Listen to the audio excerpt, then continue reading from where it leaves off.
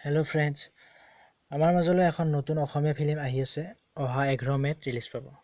আপোনালোকে নিশ্চয় ফিল্মখনৰ নাম গম পাইছে। হয়, মই ৰক্তবীজ ফিল্মখনৰ কথা ক'ব গৈছোঁ। এইখন এখন মিছন চাইনাৰ পিছতে বিগ বাজেট অসমীয়া ফিল্ম আমাৰ মাজলৈ আহিছে। বনিমনৰ দৰে সফল ফিল্ম পৰিচালক বিশ্বজিৎ বৰাৰ নতুন ফিল্ম এইখন।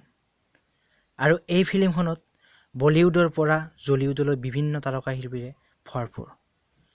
বলিউডৰ অভিনেতা ৰবি জেংগো আৰু বৰ্ষাৰাণী বিষয়াই মুখ্য চৰিত্ৰত, আৰু ইয়াৰ উপৰিও বাহাৰুল ইছলাম, সুৰেন মহন্ত, মিনু বনিয়া, অমূল্য কাকতি, বিনোদলাল দাস আদিৰ দৰে সুদক্ষ অভিনেতাই প্ৰাণ ঢালি অভিনয় কৰিছে এই ফিল্মখনত।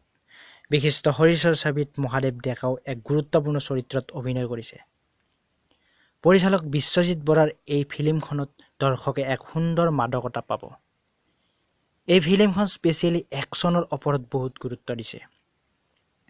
চেন্নাই এক্সপ্ৰেছ গলমাল 3ৰ দৰে ফিল্মত দিয়া একশ্যন কোঅৰ্ডিনেটৰ জয় সিং এই ফিল্মখনৰ ফাইট ডিজাইন কৰিছে।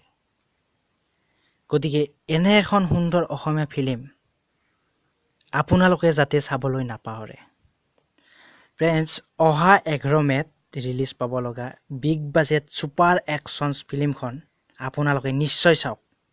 বহুত ভাল লাগিব এই ফিল্মখন, লগতে ময়ো চাম। জয় অসমীয়া ফিল্ম ইণ্ডাষ্ট্ৰী।